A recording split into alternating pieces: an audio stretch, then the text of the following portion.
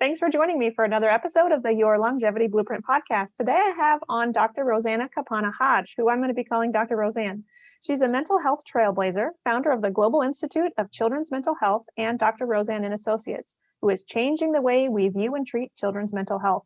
Forbes magazine called her a thought leader in children's mental health. Her work has helped thousands reverse the most challenging conditions such as ADHD, anxiety, autism, learning disability, Lyme, and PANDAS using proven holistic therapies such as neurofeedback, biofeedback, and psychotherapy. She's the author of the first ever book on teletherapy activities for child and adolescent therapists, the Teletherapy Toolkit. It's Going to Be Okay book, and the Get Unstuck program, which are resources for parents to reverse their children's symptoms. She's often featured on dozens of media outlets, including Fox, CBS, NBC, Forbes, Parents, and New York Times. So welcome, Dr. Roseann. Well, thanks for having me, Stephanie. I'm excited to have this conversation with you about mental health.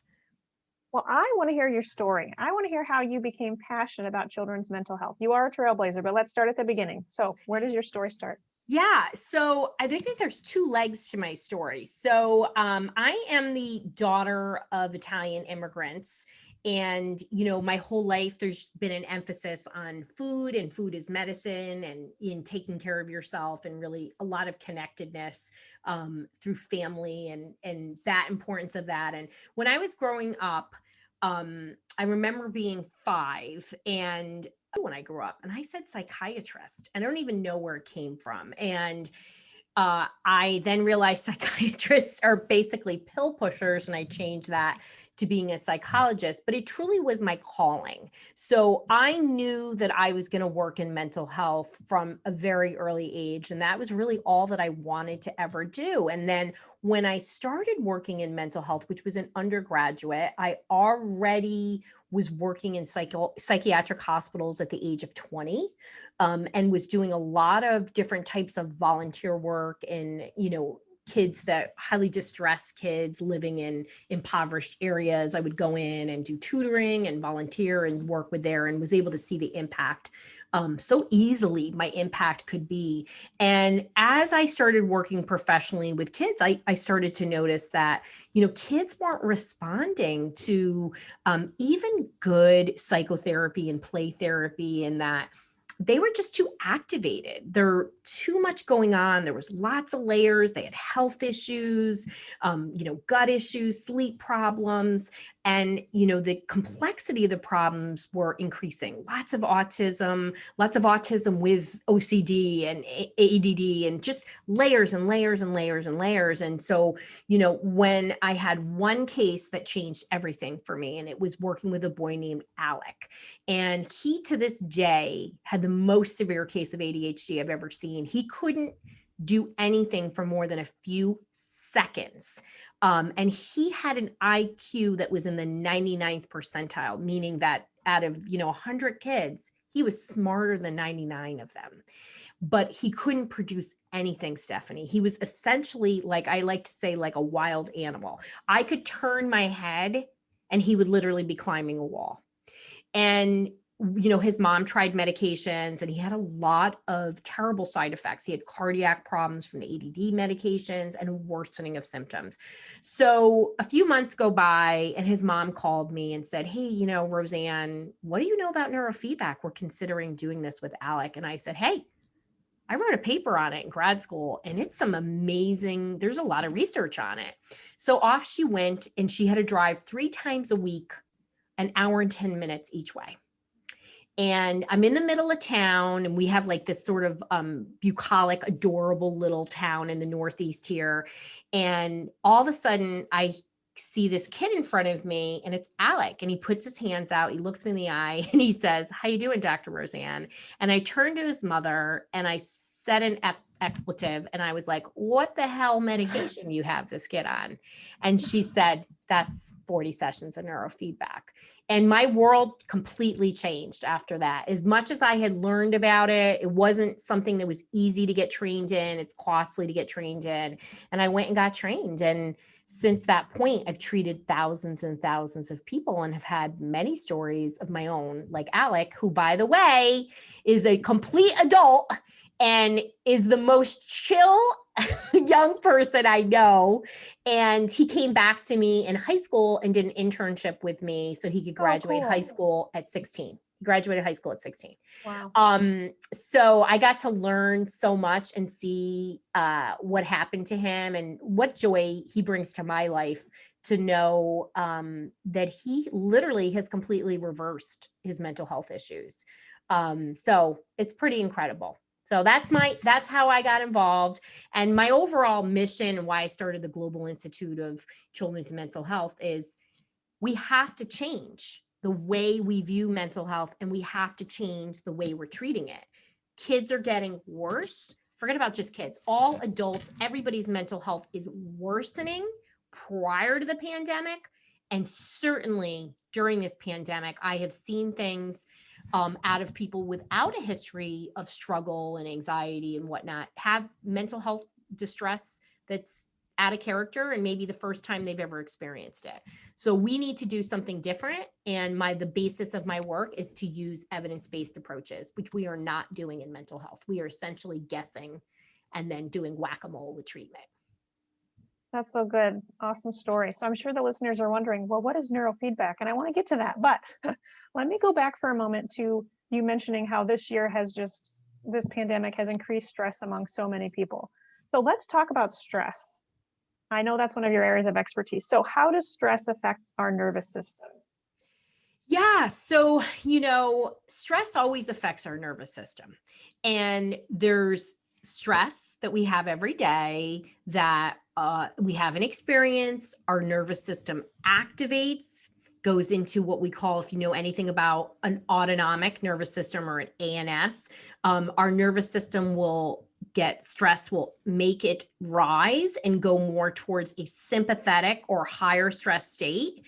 And then as you regulate and the stressor goes away, it goes down into a parasympathetic state. But what's happening is just about everybody I don't see anybody without this, has prolonged stress, right? So, what are sources of prolonged stress? First of all, our body knows no difference between good and bad stress, right? So, Stephanie, you and I are doing things we're super passionate about. We love helping so many people, but we work a lot. And I just had, a book launch. I'm getting ready for another book to come out, actually 3 other books to come out. Wow. And because I chose to overstress my nervous system and write 4 books during COVID because I got all excited. And but I do things every day to regulate my nervous system. So as our nervous system gets more and more activated, it becomes more difficult physiologically for our nervous system to get back to that, what I call the hot tub chill out parasympathetic state, which it's supposed to idle lower to that state. Unless we intentfully practice ways to regulate our nervous system, that chronic stress has to have a physical outcome.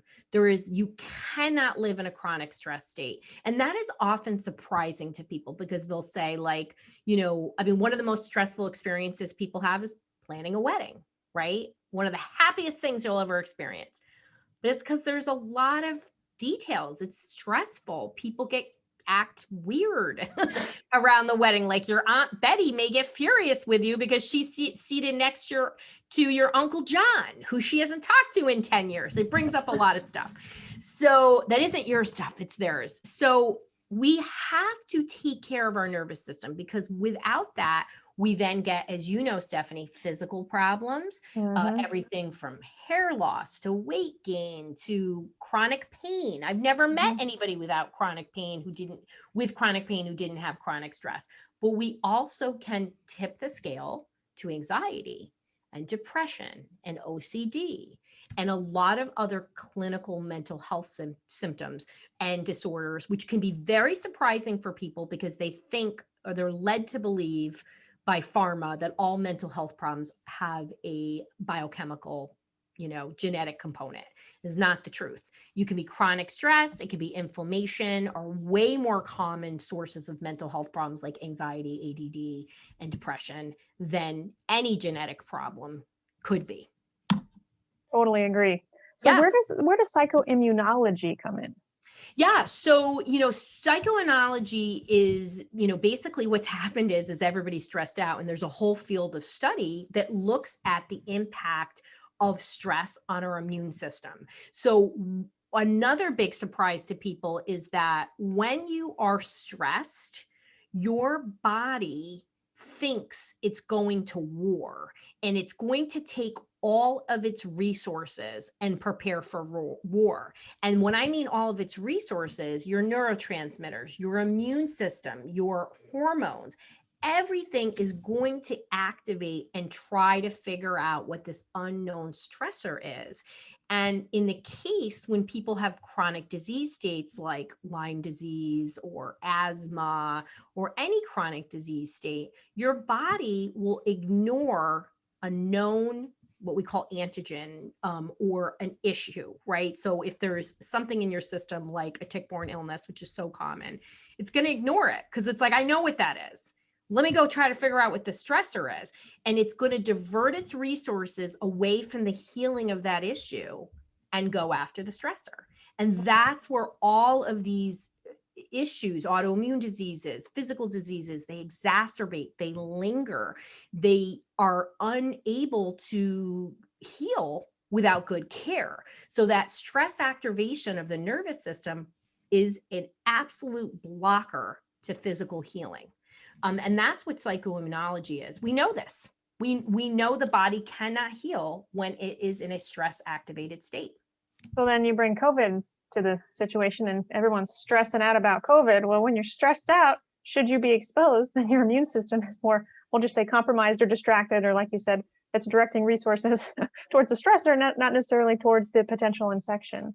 100%, Stephanie. So this is why we need, this year more than ever, we need to not be in that stressed state that you're referring to. Yeah. And people can mitigate and support their nervous system in as little as 10 minutes a day. So, I'm always about psychoeducation, educating people about what is happening in their brain and body. But even more so, I'm about teaching people all the ways to change your mental health. And it starts with regulating that nervous system. And you can do intentful breath work, you can do meditation, you can do biofeedback. There is a lot of things you can do. You just got to do it, and you got to do it every day. You can't say, I'm going to do it tomorrow. It's the same thing like with working out. One day a week ain't going to cut it. The muscle ain't going to be built with 52 training sessions in a year. You know what I mean? So you got to put the effort in, and there's no better investment than ourselves. 100%. Yep. So how does stress also impact our brain or our cognitive functioning? Pain, you mentioned mental health as well, but so how does stress impact those areas of health, not just our immune system? Yeah. So, there's a logic and a common sense here, right? And so when you are highly stressed, right, you can't think straight. And we know that feeling that the worried thoughts filter in, pain signals activate, and that pulls from our thinking. So many people right now in COVID are coming into me saying, I can't focus. I'm struggling with attention for the first time. Right. And thinking, well, maybe I was ADHD and I just didn't know. I'm here to tell you, if those symptoms of ADHD didn't show up before age 7, you're not really ADHD. It's much more likely to be stress. So you can't, when we think about extreme situations, Stephanie, like, my kid almost drowned in the pool and I was right there. And you right away, as soon as I even say that to you, a panicky feeling comes over, right? Right. You activate, even just thinking about it if it were somebody else. When we are in this activated state, that is what happens to our brain. Our brain is not sinking in and connecting to what is happening in that moment. And you are essentially distracted by those worrisome thoughts or physical activations in your body, headaches, stomach aches, pain, because you are essentially stressed out. And, again, you can unwind that. There's no pill for that. You have to do that work to, regulate your nervous system and learn new ways to not fall in those patterns, right? That's incredibly healthy for you to respond. And we all have different ways to cope that, and Right. some are healthy and some aren't. And we're not perfect beings, but most of the time we want to make those healthy responses. I recently slammed my son's fingers in the front door. I I know many parents say it's not the first time this is going to happen. These things happen, but this is the first time that I felt such sense of guilt. He had his teeny little fingers. Our roof is getting fixed because we had Yeah. this land hurricane hit us here. Everybody's roof's getting fixed. I'm trying to talk to the roofer. Little did I know his little fingers were around the front door. I literally shut the door on his fingers, and I'm talking to the roofer, and I turn around and hear him screaming. I don't even like thinking about it, but just talking about it, right? I'm getting in that fight or flight mode.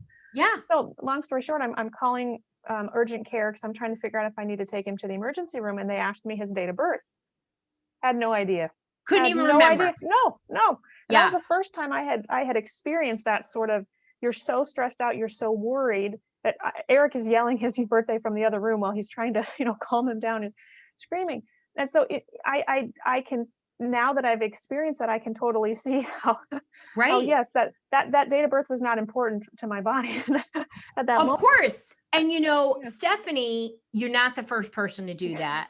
I could share some great mom stories with you. And us moms, we're so hard on ourselves. Like, you've got to give yourself some self-love and make sure you're hanging out with other moms who love you. And if Right. they don't love you, find new friends. Get a tribe. Nobody is as Yeah. cruel to us, right? Because we didn't know when we had kids, we were going to worry so much, Right. Nobody tells you that. But this is such a great example Right. of what happens in an extreme. But what I think most people don't realize is your body starts getting there on its own, and it starts reacting to benign things like the light at night or the sound of the highway in your office. Like, it starts reacting to things it shouldn't because it's in a stress hyperactivation. Mm-hmm. And so you cannot live there, right? Right. You don't have to. You can walk it down. We have to stop thinking that, again, there's a quick fix. This didn't happen overnight. You've got to do the work, right? And yes, I talk about things like biofeedback and neurofeedback and breath work, but it also means eating well. Mm-hmm. That's often the quickest way you can hack into your nutrition. Like, what you put in your mouth affects your brain, people, right? Mm-hmm. People often say to me, like, you're Italian and you're gluten-free. And I'm like, absolutely, 100%. Like, it's actually pretty easy. And they're like, don't you have pasta? I'm like, there's gluten-free Free pasta. pasta. Yeah. And it's good. And it's really good because 45% of Italians have celiac. So they've gotten some good stuff over there in Italy. So you can go to Italy and go gluten-free. And they're like, okay. So Let's talk about some of these tools, because some of the parents that are listening may not be aware of what neurofeedback or Sure. biofeedback are. And I 100% agree. I keep saying 100% on this podcast that we have to lay a foundation of healthy eating. That is number one. That's why number one. Yes, that's why chapter 1 in my book is all about gut health. We have to lay that foundation. Yeah. But let's talk about some of these other tools and how Yeah. you've used those with your clients. Yeah, I mean, so we all believe in the foundation. My other book, It's Going to Be Okay, is all about the foundation too. And my first chapter is food too, right? So there's so many. Great minds think alike. Yeah. I mean, it's common sense, people. You know what I mean? It's like, and nobody wants to change their diet. It's easier to change your religion than your diet. But you can do it. You can do it in small steps. And guess what? You're going to love it. Like, anybody who comes to my house, it's some good eating in my house. So, you can do it and like have a just unbelievable, yummy diet, and it's filled with nutrients and whatnot. People always say, like, well, how do your kids eat so good, Dr. Bro? And I'm like, there ain't no garbage in my house. And they also do things like, ask for, we do a lot of dinner for breakfast, those kind of things. So you got to power pack it. But, what is biofeedback? What is neurofeedback? I do something for myself every day. I'm very into pulse electromagnetic frequency training, which I'll talk about. But biofeedback and neurofeedback are cousins. And biofeedback is having conscious control of what we call a fancy word, your autonomic nervous system and functions in your body. So basically, you're learning how to control your heart rate, your breath, your skin temperature, your muscles. And it's done, both are done through with devices. So nothing comes through the wires in these, but in biofeedback, for example, you could learn how to warm up your hand. And by warming up your hand, your body goes into an alpha state, which is a super awesome feel-good state.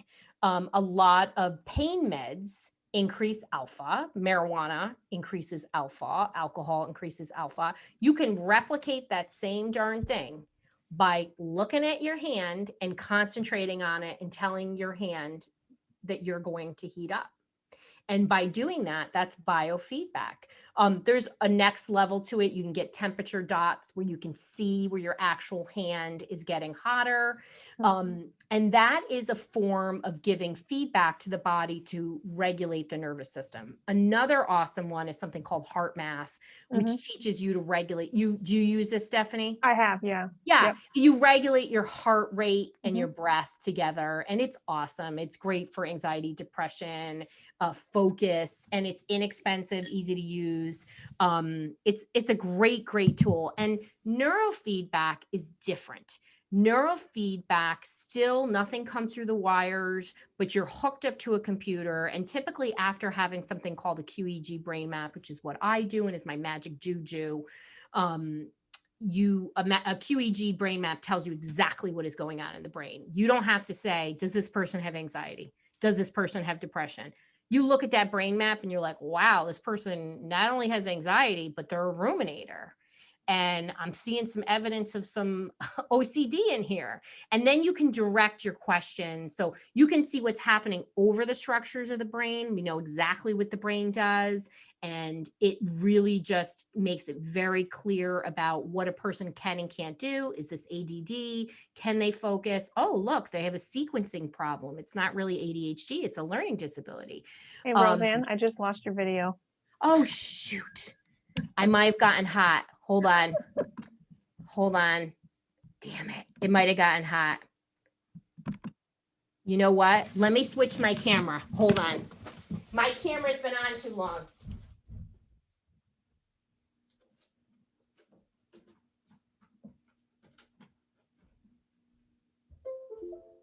I might have to go on and off, but hold on. Let me see. Okay. Well, it's a pain in the butt is what it is. Yay! Okay, it's here. I switched my camera.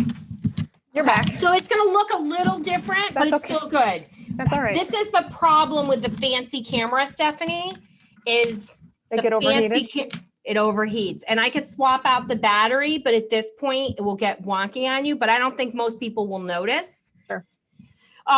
Okay, so we were saying the QEEG brain map. So a QEEG brain map tells you what's going on in the brain. You're able to see what happens over the structure, so you know exactly what the brain does. So you can say, oh, this person has a problem with focus.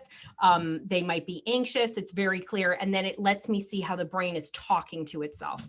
And when you see how the brain is talking to itself, you really can see how somebody processes. So it really is clear. And from that, when you do neurofeedback, you train certain areas that are either overworking and underworking. And when I mean train, the computer gives feedback to the subconscious. So for example, somebody comes in, they're in front of a computer, they're typically watching a movie, and they'll get different types of feedback, like points, dinging, bars moving, and the subconscious in 2 to 3 seconds from the first time it's hooked up will start producing the exact healthy combination that you want it to. And over a series of sessions, you change the brain. You teach it to get into a healthy rhythm. So you teach it to go from feeling anxious and disconnected from your body to being in a rhythm where it's healthy and it can tolerate stress, and you then can make different choices and learn to act healthy without reacting in the same way. So it's some good stuff. I mean, it's something I've been doing for so long and has been around for over 50 years and has tens of thousands of research studies. So back to Alec, I believe his name was Yeah. Alec. Yeah. So that used neurofeedback. So he went through, it sounds like a pretty rigorous program initially, but then what's the maintenance for something like this? Is it Yeah. something that someone Great would have to question. continue or not? No, the research as far as 10 years out show that it's lasting. I'm going to tell you a couple of situations where it's not. So I do a lot of work with Lyme disease and pandas, infectious disease and chronic ailments, Yeah. ailments like cancer. I do a lot of MS and things like that, Parkinson's. So if you have a medical problem that's not resolved, you often need some level of maintenance. So it's not the same level, and typically we can do something else. So you could have done neurofeedback and then you come in and do biofeedback every day. Regardless of what you do, you want to take that 5 to 10 minutes every day and practice breath work or meditation. Right. We're going to have stress. The other part of this is sometimes I get some extreme cases, which actually pretty much every day I get extreme cases. I'm sure you do too. So, and I mean extreme layered, like lots of layers, right? So when somebody has, they have ADHD and then they have chronic pain and then they have anxiety and just layers and layers and layers. So often I make people feel physically better, but they're not making behavioral changes. They avoid therapy. So you have to make changes and do different things to avoid the stress from coming back up.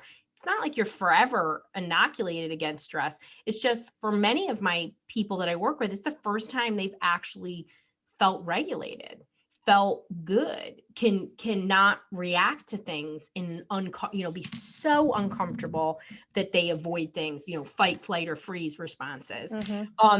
And you just have to learn a different way. But once the changes, Alec, his changes are sustained. I wasn't his provider. He wound up coming back to me at a later point. And, his name has been changed, everybody. But he wound up coming back to me at a later point because he wound up getting Lyme disease. And so that destabilized his brain to some degree. And that and head injuries. So people will often come to me after having a head injury when they've completed neurofeedback, because I tell everybody, if you get a head injury, go get yourself checked out and then come to me right away because we can get you back online.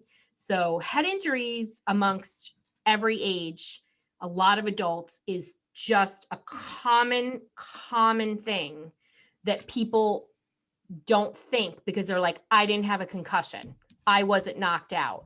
But it is a major obstacle in health. That people often don't connect with a later symptom. Could be mental health, could be physical. Sure. Very interesting. I have to go back to this brain scan. Yeah. So what is this secret sauce that you have? What is this brain scan? Yeah, it's called a QEEG. So people come in and they put a cap on and it measures their EEG. Okay. So I'm looking at the brain waves. So those brain waves are put into a database and you're compared to a database of people with issues and without. And it gives me a visual representation of what's going on in the brain.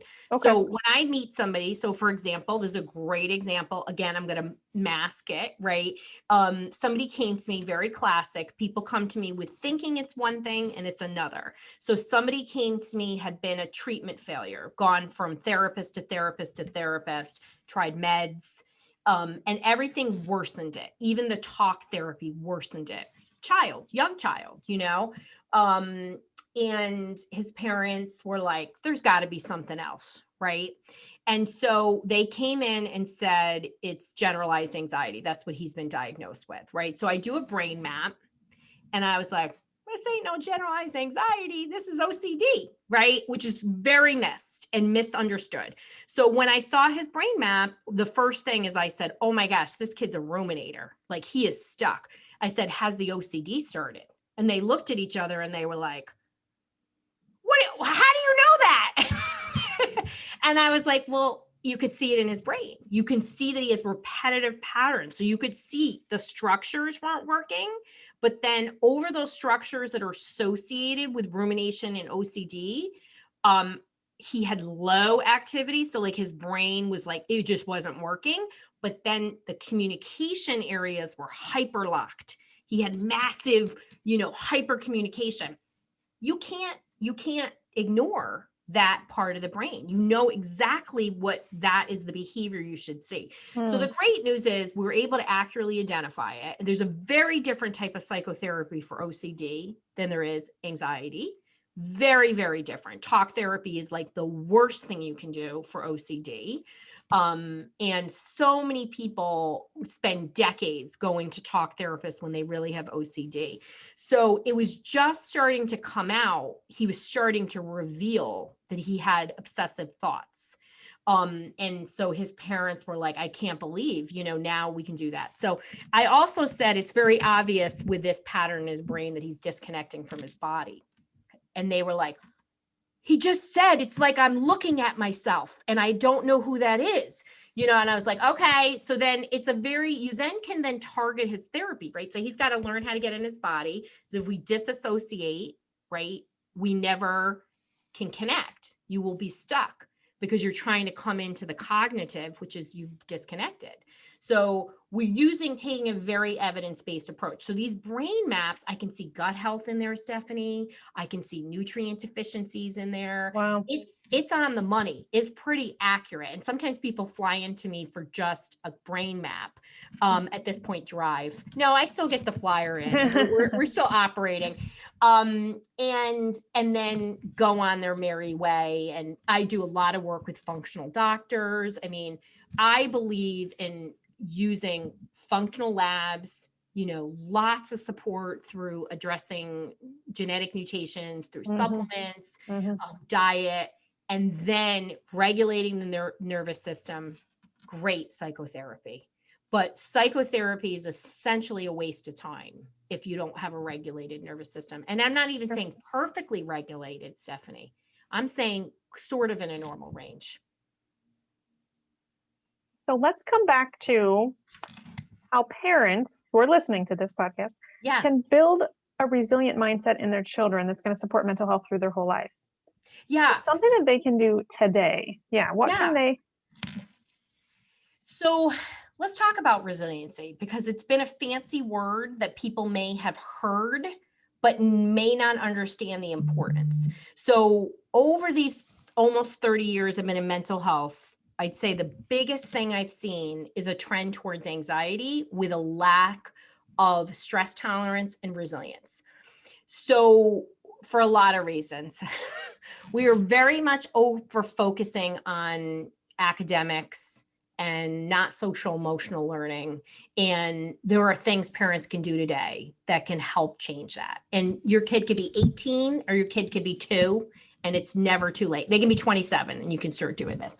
But resiliency and developing a resiliency mindset, having a resiliency mindset, there's 3 parts of resiliency. It's how you view stress, how you manage it, and how you recover. And for those people that have somebody in their life, adult, a child, who is struggling with stress, you already know that there is a breakdown in one of those things, if not all 3. Our more extreme mental health, anxiety, depression, how you view, manage, and recover from stress is never going to be the same as somebody who has an emotionally healthy response. And it really starts with how you view things.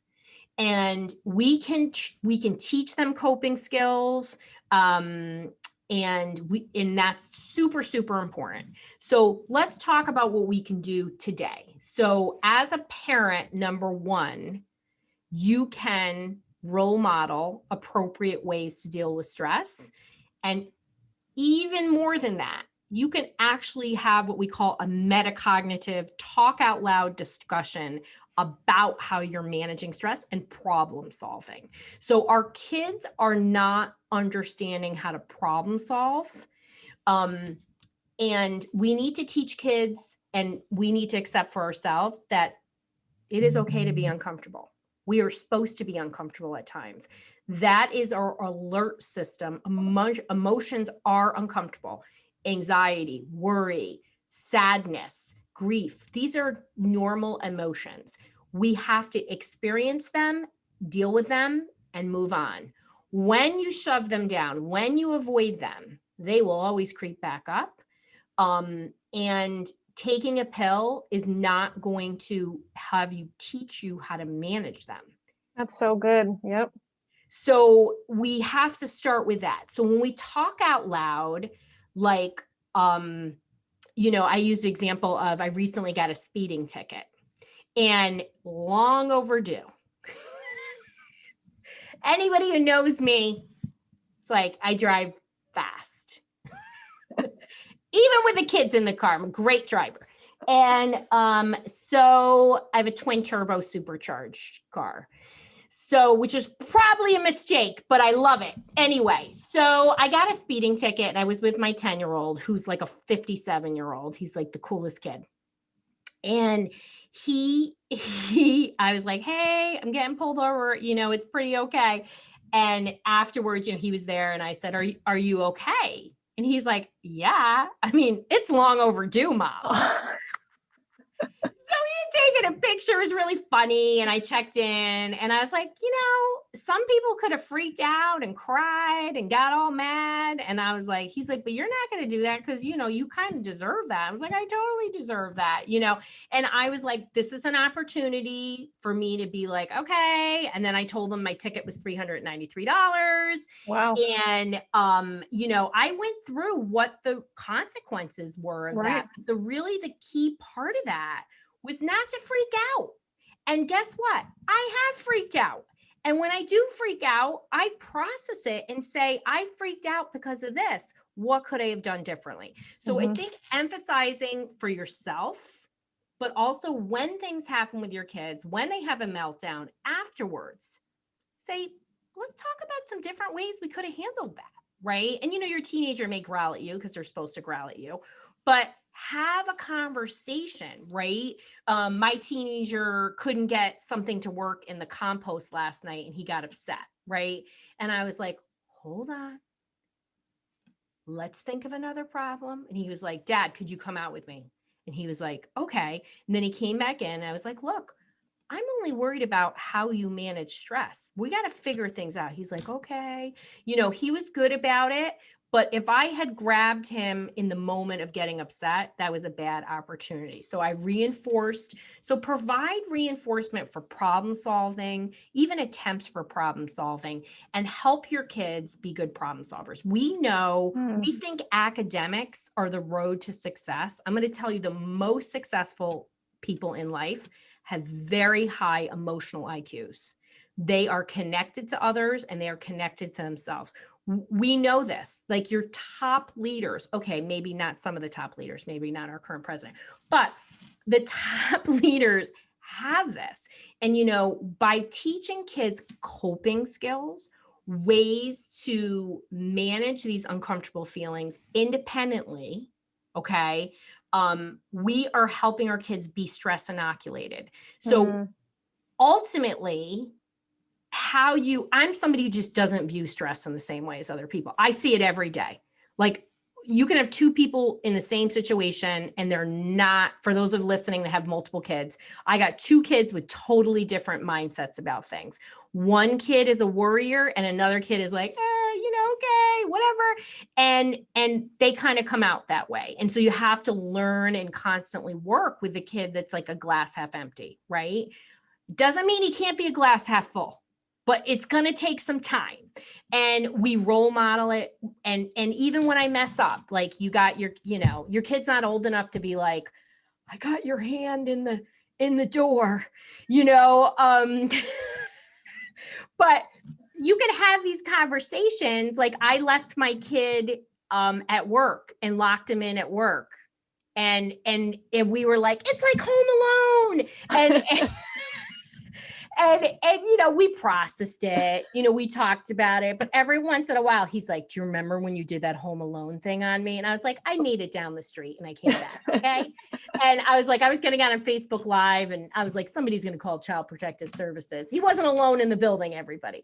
But I validated, I heard him. He was like, I can't believe you did that. I was like, I can't believe I did that, but it was a long story and we were rushing to go on vacation and a storm was coming, but nobody's perfect. Teach your kids that, teach them ways to cope and deal with stress, because that is the gift of not just today, but for tomorrow. And when your kids know how to problem solve and deal with stress, it's going to be there. They're going to be so much more happy. And that's what we want for our kids. Yes, we want kids to be employed, but we want our kids to be happy. Like, that's it. You know what I mean? When you think about having a kid, you're like, my kid's going to be so happy. He's going to be so cool. She's going to be so great. You're not thinking, I need them to get straight A's in their algebra class. That's not what you're thinking about, and I'm not saying that's not important. I don't think it's as important as most people think, Such good tips. So good. I want to go back to teletherapy because I know that's something you offer. And so how can teletherapy support mental health? Yeah. So, teletherapy's been around since the 60s. Telephone, that's why they call it teletherapy. And, it's as effective as in-person therapy. And I think one of the great things that's happening for people all over the world is that some people are going into therapy for the first time because so many therapists are now offering teletherapy. I wrote this book, Teletherapy Toolkit, which is the first book ever written on teletherapy activities. So nobody else has ever written that. And it's because my therapist friends were like, what do I do? How do I work with people? And I had been doing it a long time and I wanted to give people these great resources. But if somebody is stuck and they are feeling like, I've done meditation, Roseann, I've changed my diet, I'm exercising, and they're not feeling that they're returning to normal, or maybe they're recognizing for the first time that they struggle with anxiety or depression. Because what I want to say to people is most people with mental health conditions are functional. They're employed. They're married. We think of people having these conditions and being not functional, and sometimes they are. But the majority of people get through life not well. And teletherapy is a great place to start because it's so accessible. You should easily be able to find a provider in your state. You can go to Psychology Today. You can ask your physician. There's lots of places out there, but you have to start. And I say this all the time, that nobody ever regrets getting help. They only regret when they don't. And if you have a child with any kind of mental health symptom, they're showing evidence of worry, which could be, stomach aches or headaches, or I get a lot of cyclical vomiters at night that they don't vomit on the weekends and they only vomit on school nights, or Sunday night too. Go and get help. I mean, these behaviors become so ingrained. They start with feelings and sensations that are really uncomfortable, and then they get all these behaviors that are not helpful. And the longer the behaviors go on, the harder it is to unwind. Not impossible. I never believe that mental health is not changeable. It always is. But teletherapy is just a way to do therapy virtually. And it's a great alternative. And just make sure you find a therapist that you connect with, and that you feel comfortable with. So is this book for patients and providers, this teletherapy? Yeah. So this is a book that has been very heavily used by patients. And a lot of parents are buying this book because it is like, I'm going to open it up. Like, here's my anger ice book workshop, right? So parents, it has my worksheet, I should say. It has the instructions that are super easy. Then it's like, well, here's the worksheet. And you could say like, oh, you got all this stuff in the anger. Let's talk about some of these reasons down here that you're angry. And you can draw pictures, you can do things. So this is designed for therapists, but parents are like writing me from all over and using it. I do have a parent book called It's Going to Be Okay, and that will come out in the late winter of 2021. Now, in that book, I'm getting ahead of here, but in that book, are you listing for parents some of the things like that you were just sharing with us, like how we view, manage, and recover from stress? Yes, absolutely. I do a lot with resiliency. And, even though it's about the foundation of reversing mental health, what is different is that we focus really on parenting and mental and the supporting the nervous system, because that's why people come to me. You know what I mean? I work in conjunction. I am not a functional physician, even though I have certifications, you know, as we all do. I like when people go to a functional physician. I partner with them. So I wish there was a one-stop shop. I mean, the book and the program teach you how to do these things. But ultimately, when you have behaviors, you've got to see a therapist. Right. But the best way to do it is to get that nervous system not so activated. And we know this, so you're capable of rational thought. And it's the same thing with a kid. You know, they are so activated. And people will say to me, like, but I live in a nice house and we're so loving. And why is my kid so stressed out?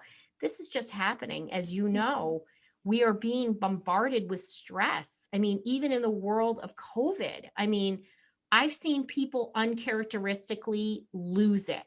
I mean, it's happening all the time. I mean, I'm seeing a resurgence at the holidays. And in this winter time, as we go into winter, people are feeling isolated and lonely. And I get it, you know? Tell So us about, or maybe you can't, about your other books. So is this, it's going to be okay book launching in the spring, 2021 then? our book in the winter, we have a series of 3 books for It's Gonna Be Okay. So one is the It's Gonna Be Okay. Which is her coffee mug. Yeah, my coffee mug. We'll have some swag, everybody. We'll have some fun stuff. I'll probably do some mom wine glasses too. But It's Gonna Be Okay is about that foundational component for reversing mental health, and the program we have with that, which is up, is it's the Get Unstuck program, where we walk you through. And I just believe that, you know, I'm all about teaching parents. That's why I do all this media. I really want to change the way we view and treat children's mental health, wanting to make things accessible. Not everybody can come to me. And I'm going to say that 90% of things can be done on your own. I mean, they really can.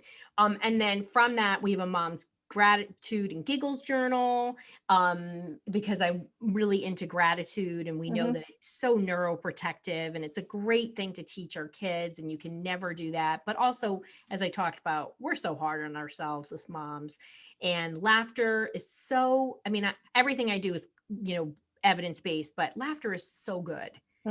So good. And it just is a great way. And I love making mistakes and laughing with my kids, you know what I mean? And showing them that. It just teaches them that. And, you know, humor is really important in our Hodge household. My kids are funny. My husband's super funny. And we just like to laugh. There are a lot of stressors in life, and it just brings a lot of levity, and it teaches you to not be so serious, to really view stressors differently. Right. And then we have an anti-inflammatory family cookbook, to teach you some of those things. It's all about hacks. It's all about hacks because we're busy. And so I do a lot. People always are like, you cook every day. How could you be cooking every day? I'm like, people don't know what real Italians eat. Like, not American Italians. Like, my parents are off the boat. Like, they're from Italy. It is a lot of very simple, high nutrient dense food. So I like to share that with other parents, because you can have great food that's so tasty, that's easy. I look forward to seeing those. Yeah. Today, actually, the podcast that launched was my top longevity tips from my past guests over 2020. And I added my own, one of which was laughter, because there have been studies that have shown adults laugh like 12 times a day and children laugh like 400 times a day. Yeah. There's a big discrepancy there. So I 100% agree with you on the laughter thing. But I do want, as we wrap up here, to ask you what your top longevity tip would be. Yeah, I mean, there are so many ways. I'm always looking at longevity because I work with so many people with chronic illnesses, and many of the things that treat chronic illnesses are also for longevity. And many people in my family live very long, right? And what are some of the things that they do? But I'm a mental health provider, and I'm going to tell you that we know that there are 2 parts that I'd love to talk about. So one is having a positive mindset. So we know that a positive mindset is tied to living a much, not only longer life, but with happiness. There's lots of research in that. And the other part of that is the good mindset. You have lower stress levels. So, and we know that lower stress is associated with greater health. So that's a really key component. And regardless, sometimes people have lived incredible hardships. I mean, I work with adults. I have the privilege of helping adults who've had horrible trauma, physical and sexual abuse, just horrible things. And they work so hard on themselves and really do, gratitude journaling and, meditation, whatever works for them, running, yoga, super clean diets, and they're making an investment in themselves. And everybody needs to take 10 minutes. And if you're a mom and you have to hide in your car for 10 minutes, do it. I agree. I used to tell my patients, if you're a nurse and you're busy working at the hospital, go sit in the bathroom for 5 minutes. You have to have time. I'm like, yeah, you have to. You can't sit in the bathroom at home though, because everybody will find you, including my cat. But you can find another place. Go to the laundry room. Nobody's in there. You know what I mean? Speaking of finding, so where can listeners find you? Yeah. So I have an awesome bonus for everybody, and it's a list of coping statements. This is great for you to say to yourself. This is something parents can share with their kids, therapists, doctors, because you're a physician, and if somebody's listening to this or a medical practitioner, you're the number one reason people come to you is stress. 70% of all visits are stress. So teaching people to cope is a gift. Don't offer them a pill. So you can go to teletherapytoolkitbonus.com, and there's over 100 coping statements for free. I want everybody to use them. A lot of parents are telling me they're printing out one and putting it in their car, another one in their kitchen. So use them. They're very magical, and it forces your kids and yourself to start thinking about, how can I cope? How can I deal with this? So I think that's really important. And then you can find me on childrensmentalhealth.com or drroseann.com. You just search Dr. Roseann. I'm pretty optimized. You've been everywhere. Yeah. You're out there. People can. I'm out there. I'm on YouTube too. So you just Dr. Roseann and we'll come right up.